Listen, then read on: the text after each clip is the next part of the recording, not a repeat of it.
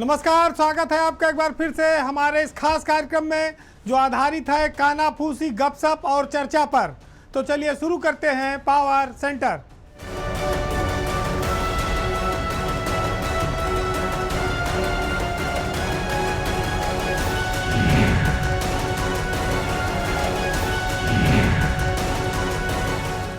शुरुआत उस खबर से जो हमारे समाज में पथ प्रदर्शक हैं, यानी जो साधु संत, ईश्वर भक्त, पीर फकीर, ये जो उच्च कोटि के आदर्श रखने वाले महापुरुष हैं, जो मोह माया से दूर माने गए हैं, आज ऐसी खबर से शुरुआत।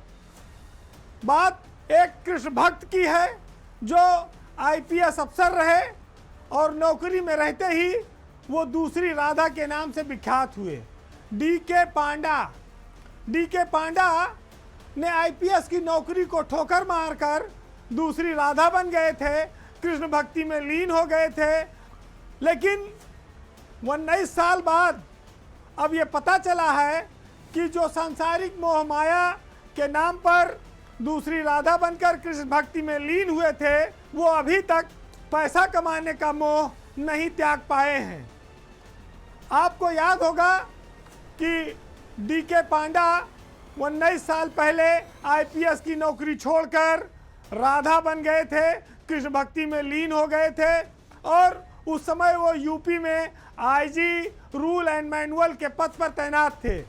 बात ये सन 2005 की है और उसी साल वो उन्होंने वीआरएस ले लिया, क्योंकि वो ऑफिस में भी वर्दी में श्रृंगार करके आने लगे थे, राधा बनकर आने लगे थे।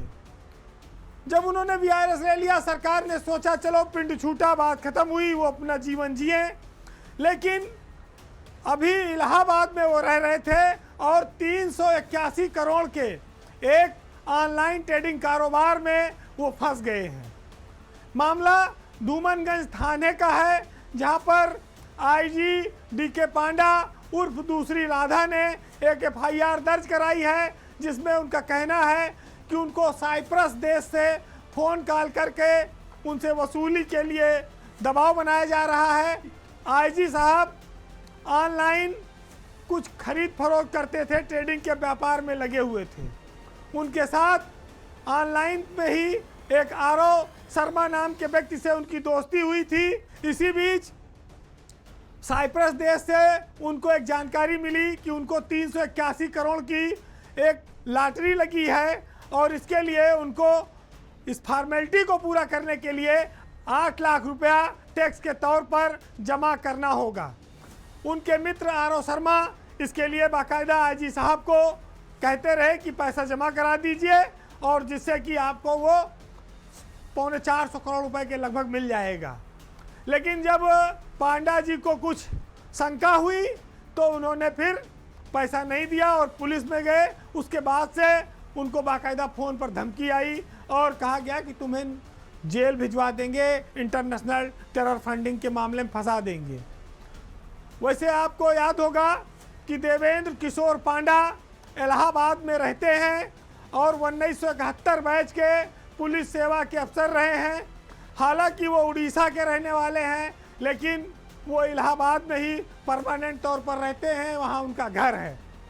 2005 में वो कहते हैं कि कृष्ण भगवान उनके सपनों में आए थे और उन्होंने कहा कि तुम राधा का रूप धारण कर लो। उसके बाद से वो राधा का रूप धारण करके ऑफिस आने जाने लगे, घूमने लगे, नृत्य करने लगे। पांडा कहते हैं कि संत वो है जो स्थिति प्रज्ञ हो, यानी जिस पर सांसारिक चीज़ों का कोई प्रभाव ना पड़े। लेकिन वो खुद इस बात पर अमल करना भूल गए। वो संत तो बने, वो कृष्ण भक्ति में लीन हुए, वो राधा भी बने, लेकिन सांसारिक मोह माया नहीं छोड़ पाए हैं। 19 साल बाद लिखाई गई इस एफआईआर से साबित हुआ है कि जब वो राधा बने थे नौकरी छोड़कर, वो इस दुनिया में हर चीज़ को त्यागने के लिए तैयार थे और जब वो राधा बन गए तो उसके बाद फिर उनको वही सारी चीज़ें क्यों चाहिए थी। सरकार वैसे उनको पेंशन तो दे रही है, लेकिन ऑनलाइन ट्रेडिंग के कारोबार में पांडा साहब लगे थे, जो ये सिद्ध करता है, साबित करता है कि बहुत सारे संत महात्मा पीर फकीर उपदेश दूसरों के लिए देते हैं, अपने ऊपर अमल कम पर कर पाते हैं। मोह माया लोगों से त्यागने की बात करते हैं, लेकिन सबसे ज़्यादा माया और मोह और तमाम सारे विलासिता की चीज़ें ऐसे लोगों के पास मिलती रही हैं। इस देश में कई सारे ऐसे उदाहरण हैं और यही वजह है कि फिर जनमानस ऐसे लोगों पर विश्वास नहीं कर पाता है। जो लोग ऐसे संतों महापुरुषों साधु महात्मा के भक्त होते हैं, बाद में उनको बड़ी निराशा भी होती है। अब एक बड़ी महत्वपूर्ण खबर और चौंकाने वाली खबर है। खबर यह है कि बीजेपी के नए राष्ट्रीय अध्यक्ष को लेकर इन दिनों पूरे देश में चर्चाएं तेजी से चल रही हैं और ये माना जा रहा है कि नए साल में भाजपा को नया राष्ट्रीय अध्यक्ष मिलेगा, उसका चुनाव होना है। बीजेपी में सबसे बड़े इस पद के, जो सबसे शीर्ष पद है, इसको लेकर कई नाम चर्चा में हैं, लेकिन ऐसा लगता है कि इस बार एक बार फिर ये पद यूपी के खाते में आ सकता है। जानकार मानते हैं कि इस पद के लिए जम्मू कश्मीर के गवर्नर मनोज सिन्हा इस समय बहुत प्रबल दावेदार हैं।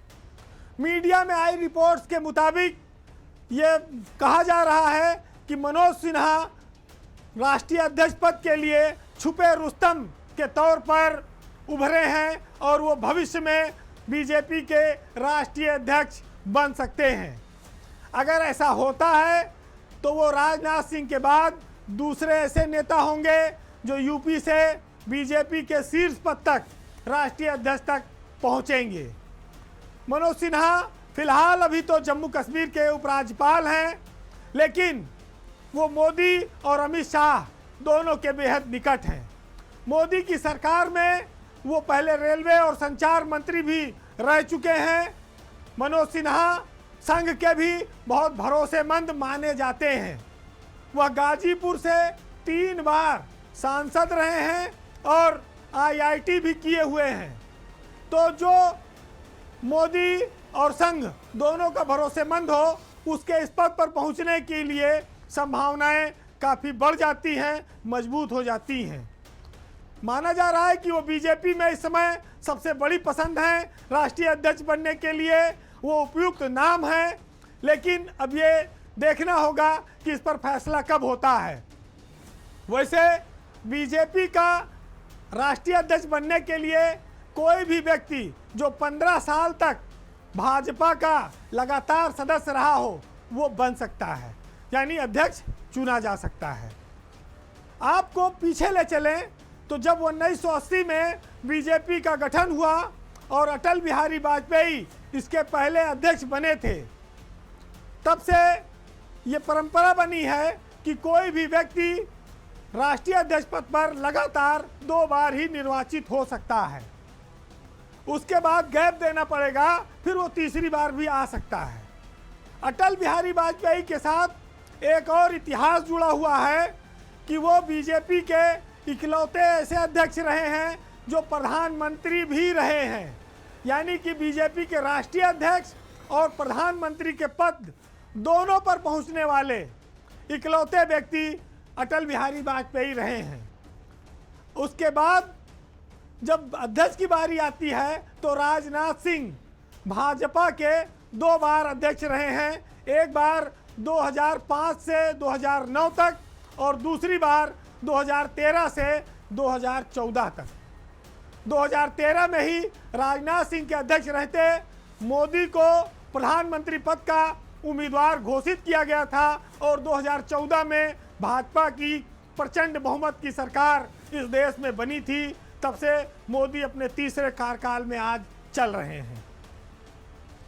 अगर आप देखेंगे तो ना अटल से ना राजनाथ से मनोज सिन्हा की कोई तुलना नहीं हो सकती, क्योंकि मनोज सिन्हा जात के आधार पर भाजपा के लिए कोई बहुत बड़े गेम चेंजर नहीं है, लेकिन जेपी नड्डा के विकल्प के तौर पर उनका नाम इस समय तेजी से आगे बढ़ा है, उसके पीछे जातीय आधारों की नहीं उपयोगिता को महत्व दिया गया है। क्योंकि इस देश में आज की तारीख में भाजपा में जो कुछ भी है सब मोदी के नाम पर है। मोदी और अमित शाह इस देश में बीजेपी के खेवनहार हैं। हारी हुई बाजी को जीतकर और कहा जाए जब निराशा का दौर आ गया हो उसको पलटकर फिर से चमत्कार करने की क्षमता अगर किसी में है तो वो मोदी और अमित शाह में है।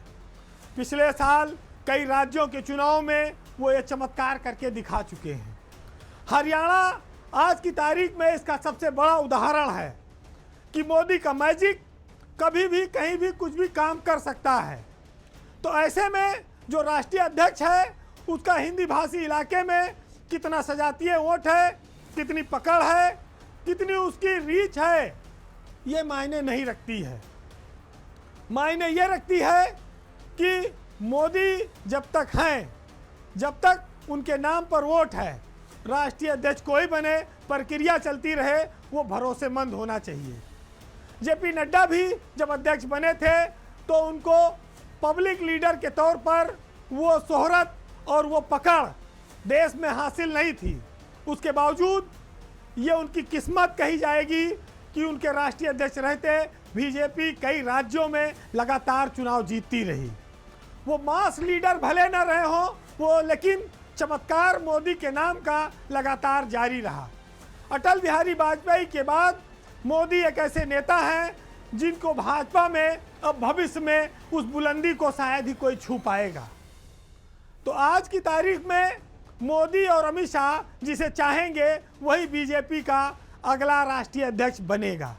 मनोज सिन्हा एक वक्त था जब उनका नाम उत्तर प्रदेश के मुख्यमंत्री के तौर पर भी तेजी से चला 2017 में, लेकिन वो मुख्यमंत्री नहीं बन पाए।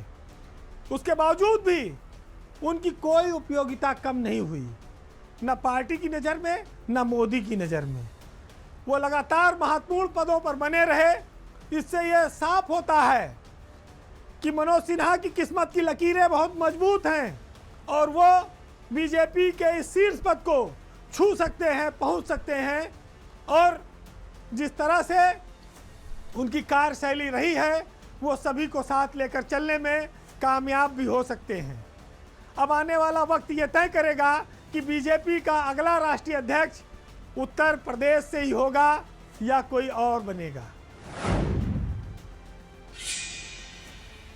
अभी दिवाली तो पिछले दिनों बीत गई, लेकिन ये दिवाली सरकारी तंत्र में अपने पीछे एक रोचक किस्सा छोड़ गई है। इस बार दिवाली को छुट्टी को लेकर काफ़ी असमंजस की स्थिति रही। कभी 31 को तो कभी 1 नवंबर को। 2 दिन का मुहूर्त होने के चलते 31 अक्टूबर और 1 नवंबर को सरकारी कार्यालयों में छुट्टी को लेकर भ्रम की स्थिति बनी रही।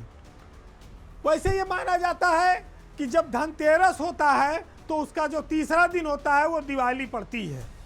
29 तारीख को धनतेरस पड़ा, उस हिसाब से तीसरे दिन पूरे देश में 31 अक्टूबर को दिवाली मनाई गई।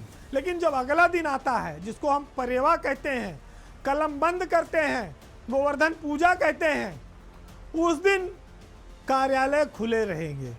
उसकी छुट्टी घोषित नहीं हो पाई और इसी छुट्टी को लेकर एक किस्सा निकला। किस्सा ये हुआ कि सचिवालय प्रशासन के कर्मचारियों और अफसरों के दबाव में सामान्य प्रशासन विभाग के प्रमुख सचिव जितेंद्र कुमार द्वारा इसकी एक फाइल चलाई गई और ये फाइल जब मुख्य सचिव के कार्यालय में पहुंची तो उसमें लिखा था कि सरकार से प्राप्त उच्चादेशों के क्रम में 1 नवंबर को छुट्टी घोषित करने की लिए ये मंजूरी प्रदान की जाए। मुख्य सचिव ने प्रमुख सचिव जितेंद्र कुमार से पूछा कि ये सरकार से जो उच्चादेश है ये किसने दिया है, और उस फाइल पर चीफ सेक्रेटरी ने पूछा कि लिखित में बताया जाए कि 1 नवंबर के दिन जब छुट्टी नहीं है सरकारी गजट में तो इस छुट्टी के लिए फाइल किसके निर्देश पर चलाई गई। फाइल वापस चली गई। फिर सामान्य प्रशासन को यह लिखना पड़ा कि मुख्यमंत्री के प्रमुख सचिव संजय प्रसाद के निर्देश पर 1 नवंबर की छुट्टी के लिए ये फाइल चलाई गई थी। बाकायदा मेंशन करके जितेंद्र कुमार ने ये फाइल दोबारा से मुख्य सचिव के कार्यालय को भेजी। मनोज कुमार सिंह के सामने जब ये फाइल पहुंची तो उन्होंने इस बात का अध्ययन किया कि 1 तारीख को क्या छुट्टी घोषित की जा सकती है। चीफ सेक्रेटरी ने सामान्य प्रशासन विभाग के छुट्टी के अनुरोध को नहीं माना और फाइल लौटा दी। लेकिन फिर जब इसकी पंचायत मुख्यमंत्री के यहाँ हुई और मुख्यमंत्री के निर्देश पर 1 तारीख को नवंबर की छुट्टी तो हुई, लेकिन हाथ के बदले हाथ लिया गया। यानी छुट्टी के बदले छुट्टी ली गई। 1 को छुट्टी तो दे दी, लेकिन 9 नवंबर की जो शनिवार की छुट्टी थी वो काट ली और कहा कि अब 9 तारीख को शनिवार को सचिवालय खुलेंगे, इधर ले लो उधर काट देंगे।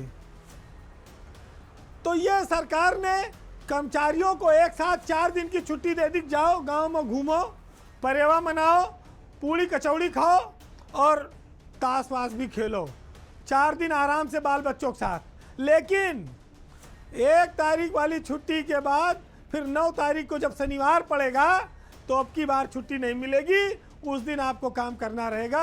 यानी कि उस बार सप्ताह 6 दिन का होगा, खाली इतवार रविवार की छुट्टी मिलेगी। ये बात भी देखिए कितनी गजब की है कि किस तरह से फाइलों पर चीज़ें चलती हैं और सरकार में छुट्टी के लिए भी कितना लफड़ा होता है और कितनी माथापच्ची और पंचायत होती है। कहते हैं कि खून के बदले खून, हाथ के बदले हाथ और छुट्टी के बदले छुट्टी। एक नया जो कल्चर ये निकला, इसका आप स्वागत करिए और मुस्कुराइए कि आप लखनऊ में हैं। पावर सेंटर में बात एक ऐसी खबर की जो आईएएस अफसरों से जुड़ी है। खबर यह है कि जो काबिल नहीं हैं, जो अभी उस पद के लिए योग्य नहीं हैं, उनको प्रभारी बनाकर एक नया सिस्टम शुरू कर दिया गया है।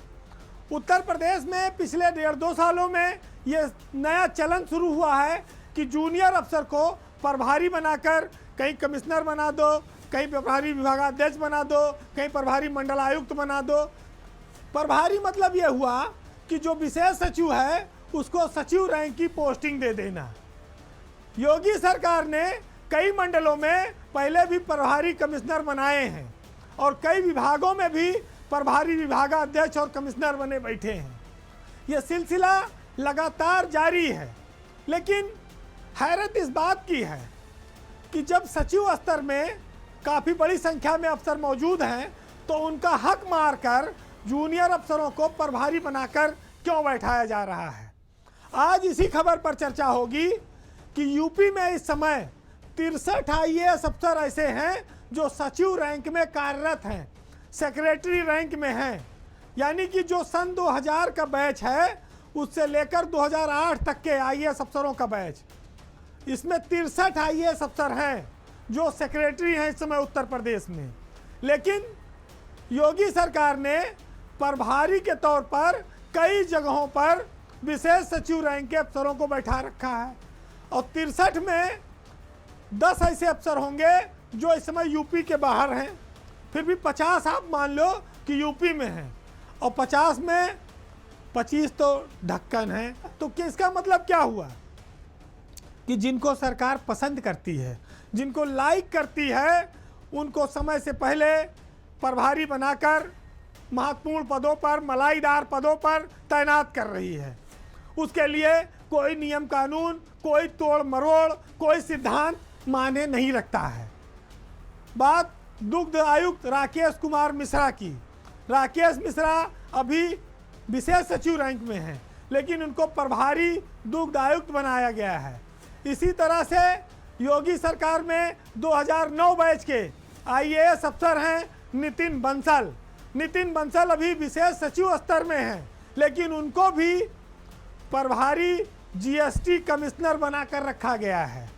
नितिन बंसल प्रभारी जीएसटी के कमिश्नर हैं और विशेष सचिव रैंक में हैं। इसके अलावा 2009 बैच में ही डॉक्टर रूपेश कुमार हैं, नीतीश बंसल के ही साथ के बैच के हैं और वो आईजी स्टैंप रजिस्ट्रेशन हैं। विभागाध्यक्ष हैं, बहुत बड़ा पद है, वो काफ़ी लंबे समय से प्रभारी हैं, आईजी स्टैंप रजिस्ट्रेशन बने हुए हैं। अभी एक ताज़ा तैनाती हुई है ब्रजेश नारायण सिंह की, रजिस्ट्रार कोऑपरेटिव निबंधक सहकारिता। ये बहुत बड़ा पद है और उस पर प्रभारी के तौर पर ब्रजेश नारायण सिंह को दिया गया है। ब्रजेश नारायण सिंह वही हैं जो नोएडा में डीएम हुआ करते थे और कोरोना काल के दौरान मुख्यमंत्री की एक मीटिंग में उन्होंने कुछ ऐसा जवाब दे दिया था जिससे सरकार नाराज होकर उनको राजस्व परिषद उसने भेज दिया था। तो ब्रजेश नारायण सिंह अब इस समय यूपी कोऑपरेटिव के प्रभारी निबंधक हैं। आगरा में डीएम थे भानुचंद गोस्वामी, उनको भी सरकार ने प्रभारी राहत आयुक्त और चकबंदी आयुक्त का चार्ज दिया गया है। मतलब साफ है कि प्रमोशन से पहले इन अफसरों को सचिव का पद देकर सरकार ने मैसेज दिया है कि ये अफसर उनकी पसंद है, उनके चहेते अफसर हैं। भले सचिव रैंक में 63 आईएएस अफसर हैं, लेकिन वो काल कोठरी में पड़े रहें। उनके जूनियर समय से पहले ही सचिव बनकर, प्रभारी बनकर सचिव पद का भी आनंद उठा रहे हैं और मौज पद की भी उठा रहे हैं और सरकार की कृपा का भी उठा रहे हैं। तो सबकी ऐसी किस्मत कहाँ है कि भैया अभी डीएम स्तर में थे, प्रभारी मंडल आयुक्त बना दिए जाओ, कल को आप सचिव हैं, प्रभारी प्रमुख सचिव बना दिए जाओ। लेकिन ये सरकारों के पिक एंड चूज पर निर्भर करता है, उसे क्या पसंद है। संख्या चाहे जितनी हो, वो कहती है कि हमारे लिए उपयोगी नहीं हो तो किनारे रहो, रैंक में हो तो होने से क्या होता है, हमारी जो पसंद होगी वो हम करेंगे। एक और बात जो चौंकाती है कि जब पार्टियां, नेता विपक्ष में होते हैं तो वो सरकारों के इन्हीं कामों की आलोचना करते हैं, लेकिन जब वो सत्ता में आ जाते हैं तो वही काम वो खुद करने लगते हैं और तब उनको वही काम जायज़ लगने लगता है जिसे वो विपक्ष में रह के नाजायज़ कहते हैं और जिसकी खुलेआम वो आलोचना करते हैं कि सरकार तो नियम कानून तोड़ रही है। फिलहाल सबकी अपनी अपनी किस्मत है। कुछ लोग सोने की कलम से लिखवा के लाए हैं, कुछ लोग भाई लिखवाए सोने से थे, बीचों में टूट गई, फिर राड पेन से लिखना पड़ा, कुछ लोगों की काली कलम से लिख दी गई। लोगों के सामने बात आनी चाहिए। यूपी की ब्यूरोक्रेसी बहुत बड़ी है। कई सारे अफसर लखनऊ के, दिल्ली में बैठे हुए देश के बड़े बड़े महकमे संभाल रहे हैं। उनको भी पता लगना चाहिए कि जिस कैडर की, जिस सेवा की वो दुहाई देते हैं उसकी हालत क्या है। वो घुटनों के बल चल रही है, वो गिड़गिड़ा रही है, वो हाथ फैलाए हैं कि वो कृपा की उम्मीद लगाए बैठी है। फिलहाल चलिए, पावर सेंटर में आज इतना ही, लेकिन वक्त हमेशा किसी का एक जैसा नहीं रहता है, वक्त बदलता है। लेकिन जब भेदभाव होगा, जब दोहरी चीज़ें दिखाई पड़ेंगी, तब ये सवाल खड़ा होगा। आज नदीम फर्रुख का ये शेर इसी पर बहुत सटीक है, सुनिएगा कि हमें तो आखिर ये देखना है कि रहेगी लहजे में धार कब तक और तुम्हारे लफ्जों की कैचियों से परिंदे होंगे शिकार कब तक। ये वक्त दुनिया में जिंदगी भर किसी का होकर नहीं रहा है, रहेंगे हम बेवकूफ़ कब तक, बनोगे तुम होशियार कब तक और सहोगे तुम इनके तंज कब तक, बने रहोगे गंवार कब तक, हिसाबे 2 3 4 कब तक, महाजनों से उधार कब तक। नमस्कार।